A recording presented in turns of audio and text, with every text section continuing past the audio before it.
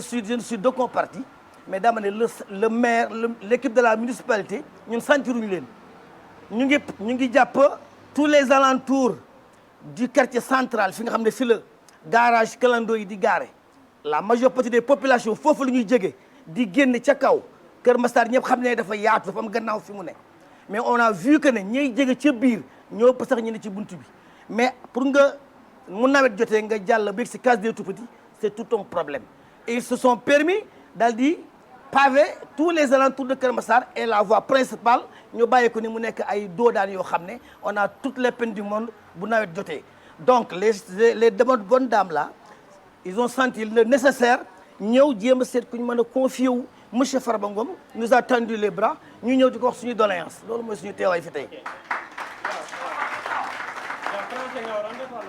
ah wolof laa def. Comme vous voulez. Voilà, je m'appelle Serigne Sam Naël, je suis du quartier de Médina Gana Sarr et je fais partie de la commission santé. Je suis avec la présidente Adja Koumba Ndiaye, je suis avec le délégué de quartier Adja Ndoumbe Fall. Ensuite, nous avons les délégués de quartier qui sont là. Donc, notre présence aujourd'hui se justifie sur 2-3 points. On a été victime des inondations depuis des années. Pour parvenir au fin fond de Kër Massar, c'est tout un calvaire. Il n'y a que des dos d'âne en pagaille, des nids de poules. Si pendant l'hivernage, on a toutes les peines du monde pour joindre nos maisons. Alors que tous les alentours du quartier Médina Gana Sarr et autres, il y a les pavimentos qu'ils ont établis partout. Alors, bon, non, ça fait 2, 3, 4 ans. On souffre dans ce calvaire-là. On a pensé à une autorité qui pourrait nous venir en aide. Monsieur Farba Ngom, honorable Farba Ngom, merci beaucoup. Nous a tendu les bras, mais on est venu lui exprimer nos doléances. Pour vous dire honnêtement que chez nous, on a un problème d'adduction d'eau. On s'alimente sur les pompes artisanales. On n'a pas d'électricité. Je veux dire, il y a une moitié qui n'est pas électrifiée. Ce n'est pas normal au XXIe siècle. Ensuite, la case de santé, nous avons l'hôpital qui est à 3 km, 4 km, et notre poste de santé au terminus 61. Donc, entre ces deux structures de santé, il y a plus de combien de personnes dans ce milieu-là? Notre seul quartier polarise 1158 habitants. Donc, on a jugé nécessaire de restructurer notre case de santé. Et M. Farba Ngom, on a pensé à lui, il nous a tendu la main, mais on est venu exposer nos doléances. Justement, la situation sanitaire doit être préoccupante. Si vous nous dites que, par exemple, vous buvez l'eau des pompes, si l'on sait que vous êtes à quelques mètres de la décharge de Mauves. Justement, dans le cadre sanitaire, la situation, c'est quoi exactement? Dans le cadre sanitaire, globalement, nous disons que si nous avons les opportunités, nous nous référons à l'hôpital de Kër Massar. À défaut, nous avons un poste de santé au terminus 61. Donc, nous, ce qui nous concerne, c'est notre état de santé. Nous avons tous les problèmes du monde pour joindre ces deux structures-là en cas d'hivernage. Et je vous ai dit au début que nous avons été victimes des inondations. Qui parle d'inondation parle de problèmes d'accessibilité quand ça pleut. Quand ça pleut, il y a des maisons qui sont dans l'eau. Il faut soulever le pantalon jusqu'au genou pour pouvoir quitter sa maison et rejoindre la rue principale. Moi, je dis qu'en ce moment-là, ce n'est pas normal. Nous sommes des Sénégalais comme tout le monde. Ce qui se passe à Nord-Foire, ce qui se passe aux Almadies, devrait pouvoir se passer à Kër Massar, au quartier Kër Massar Nord. Mais c'est comme si vous entrez aujourd'hui à Kër Massar, c'est comme si vous êtes à Fongolimbi. Ce n'est pas juste. C'est pas juste. Au XXe siècle, on s'alimente sur des pompes artisanales.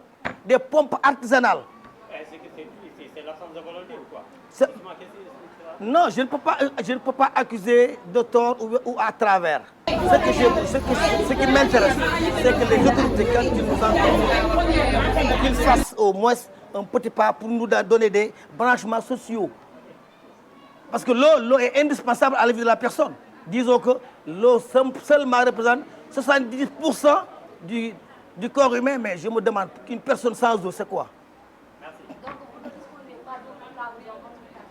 D'eau potable, je dis sur 100%, il n'y a que 30% qui en bénéficient. Chez moi, proprement dit, j'ai une pompe. Pour 5 ans, je vis sous une pompe. Donc, je trouve ça anormal. Et aux Almadies, ils ont les addictions d'eau. Non, ndox mu sell moom du ma ne amuñu ko à 100%, mais ku ko bëgg da ngay jëndi ñi toog fi ñëpp dañuy jël seeni charrette fay 1500 ñu jëndoo leen ndox chaque jour. Population boo xam ne ñi si ñëpp pas ay retraité lañ, ils sont à la retraite. Kër goo dugg xale yi màggaguñ pour mën a soutenir paa yi, alors dafay metti. Donc addiction d'eau dong ni mu yombee addiction d'eau dong, mais boo demoon SONES ñu ne da nga joxe 1 million pour brancher tuyau bi daal sama buntu kër. C'est des choses yoo xam ne à 2 pas de Dakar, je trouve ça anormal. Sow Maguette Diouf Sarr, adjointe au maire Kër Massar Nord, bàjjenu gox waaw non tey dañu ñëw rek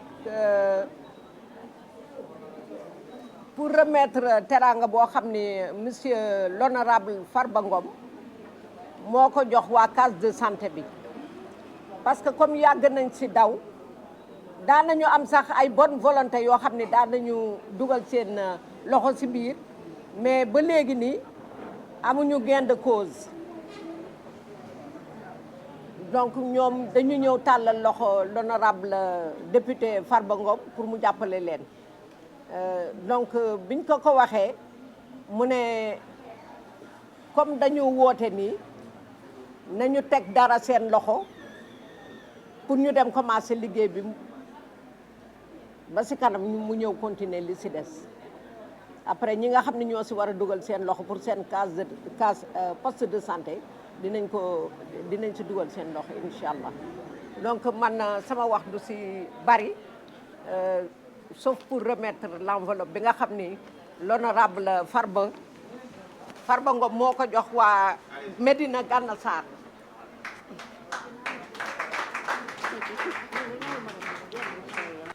maaleykum salaam wa rahmatullah.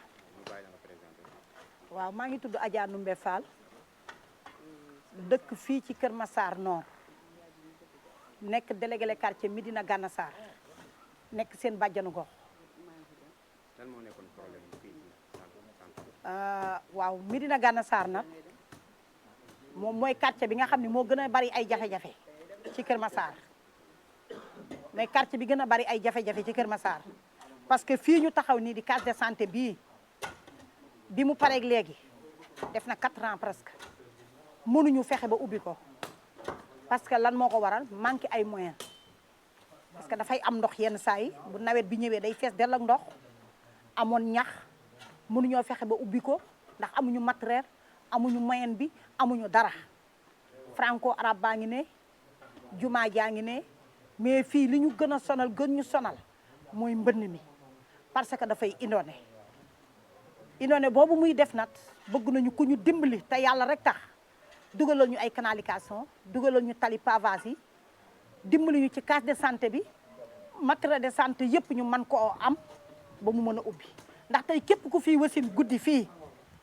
bu ma waxee xam naa jamono yee ci ginnaaw doon ngeen dégg Bougane Gueye Dany ñëw na ba sama kër toog ak man ma wan ko numéro fukki borom sareet ak juróom numéro yooyu yëpp maa ngi ak moom pour quartier bi képp kuy matu guddi buñ ma woowee ma woo benn borom sareet teg ci ki nga xam ne moo war a wasin yóbbu ko ba hôpitalu Kër Massar bi wala ma yóbbu ko poste de santé bu Kër Massar village tey amul dara ba xanaa balaa am ambulance démarré fii kay ubbeegul dafa amaguñu dara amu fi mu ngi nii gis ngeen ko nii tey ñu xëy fi di dagg ñax mi amuñu dara ñaata at def na fi 4 ans boobaak léegi mënuñoo fexe ba am benn moyen pour ñu ubbi ko.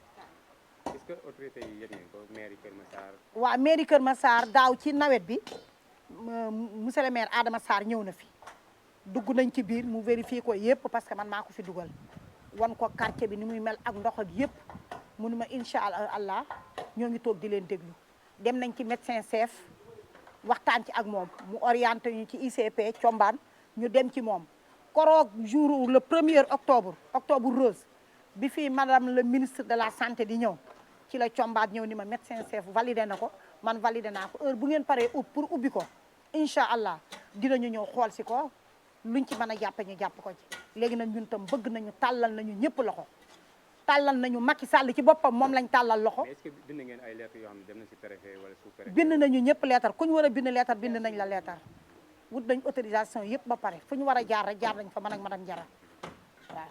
léegi ban message ngeen di lancé. message bi may lancé mooy maa ngi tàllal ñëpp loxo en tant que délégué quartier bi ak coono bi ñuy dund fii ñu ngi tàllal ñëpp loxo Macky Sall la ñu tàllal loxo Farba Ngom si ñëpp tàllal nañu ñëpp loxo pour ku ñu mën a dimbali ci Médina Gana Sarr ba ñu tàggoog coono yi ñuy dund parce que ñu ngi dund ay fitna bu méttee métti buñ nee quartier yi toll nii fii 11900 bii nekk titre foncier global amuñu ndoxu naan rek amuñu ko kër yi fi am ay robinet ay benn la da ngay dem root fukki bidon fay téeméer saret ñu indi la ko sa kër loolu rek coono la. ci département bu bees bi nga xam ne moom lañ def Kër Massar. ci département bu bees bii ñu def Kër Massar gisaguñu dara ñun kon bëgg nañu te 2012 ba léegi ñun ñoo ngi politiquel Macky Sall mais gisaguñu dara kon ñu ngi lancé appel Macky Sall ci boppam na jàppale waa Kër Massar waa Kër Massar sonn nañu am na ci côté boo xam ne sonn nañu gisuñu seen bopp dara ci Kër Massar te quartier bii ma nekk ci la bokk.